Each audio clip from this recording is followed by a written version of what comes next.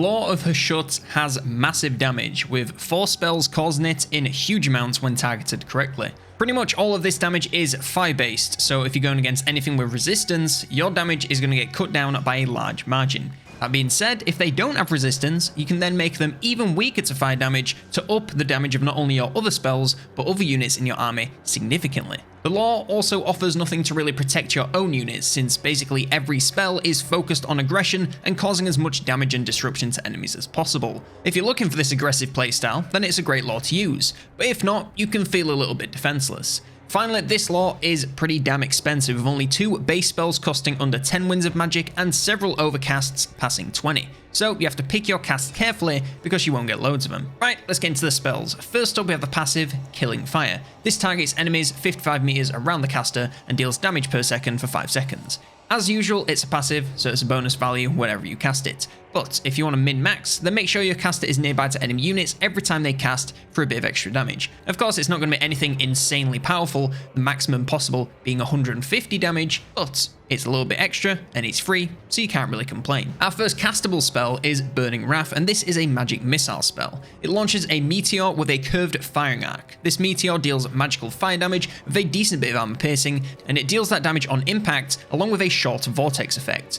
Now the damage isn't the most armor piercing, but it has a decent explosion radius alongside the vortex after effect. Use this on the largest clumps of less armored enemies that you can find for maximum area damage and explosive value. It says you need line of sight, which is true, but it launches in an arc, so it can be launched pretty safely from the back lines. Just make sure the unit you target isn't right on top of friendlies, as this damage can easily go both ways if they are far too close together. The Overcast increases the cost to 10 winds of magic and increases the number of projectiles and vortexes to 3, whilst also upping the overall and armor piercing damage. This essentially triples the affected area, with the projectiles dealing explosion and vortex damage upon impact. You'll still want to use it pretty much the same, and I'd go for the Overcast right out the gate when you have the largest blob of enemies with the highest HP pool to aim at, since it'll just do more of the same sort of damage.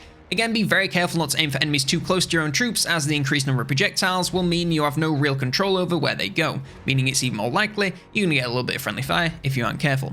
Try to aim for enemies in the middle of clumps and you should be just fine. Next up we have Dark Subjugation, and this is a hex spell. It causes a single affected enemy to suffer -8 leadership and 24 melee defense for 17 seconds. This is a great debuff that can crush enemies if used at the right time. The massive reduction in defense is going to mean they take a ton more damage in melee, so make sure you're using this on enemies locked in combat with your main frontlines damage dealers. Add on the leadership debuff to the increased damage they're taking, and lesser enemies are going to break in moments after suffering these effects. They might well come back once it wears off, but they'll still have broken their position and have taken a lot of damage while it was active. The Overcast increases the cost to 10 winds of magic and increases the duration to 35 seconds. This just over doubling of the duration makes it a great choice for using on healthy elite enemy units to make them take a ton of damage from whatever they're fighting.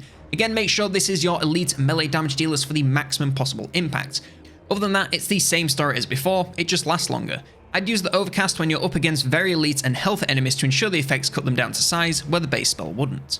Next up we have Ash Storm, and this is another hex, and it affects enemies in a 35 meter area of effect. Affected enemies suffer -25% speed and plus 20% weakness to fire damage for 32 seconds. This is a very circumstantial spell, since you have to use it alongside other magic or another form of fire damage to get any real value. If you use magic or range, then the speed debuff will also be great to mean that you have a much higher chance of landing. As for other forms of fire damage, pretty much every other unit type in the roster has at least one option that has some, so find whatever has the most and use it on whatever they're attacking. It'll just make their target take some extra damage and have a hard time getting away from it, so what's not to love? Try to focus on targets that wouldn't just die anyway, or are giving your troops the most work to get the most return for your magic. The Overcast increases the cost by 4 winds of magic and ups the duration to 48 seconds. It's just the same spell, but now it lasts longer. Use this when you have super tough targets that you need to crack with either form of fire damage. Make sure to keep up the fire attacks for as much of the duration as you can to maximize value. Nothing more to it really, since it's just a longer lasting version. 50% increase in time for a 40% increase in cost isn't too bad. Next up we have the Curse of Hashut, and this is a direct damage spell. It has to be used in a single enemy unit and deals 33 to 67 damage per second for 10 seconds. So you have a damage range of between 330 and 670, so it's not too bad, especially since it's basically impossible to stop, but it's nothing too crazy, especially for the relatively high cost. There are other spells in this lore that can do a ton more damage, and one of them is even cheaper, so it's a bit of a hard sell. If you're easily handling other units and the main threat is a single entity that has a ton of armor and your other spells won't get through, then by all means send this spell to whittle away their HP. Otherwise, you're better off saving your Winds of Magic and spend them elsewhere if you ask me. The Overcast increases the cost by 5 Winds of Magic and increases the duration by 6 seconds. This is marginally better on a Winds of Magic per second basis, but aside from that, it's still not a ton of damage, being between 528 and 1072 for 16 winds, which is pretty damn expensive. Same as before, if you have a single entity that's giving you trouble, then send this out for some easy damage. Use the Overcast if you really need some assistance taking the target down. Outside of this scenario though, you can probably give this one a miss.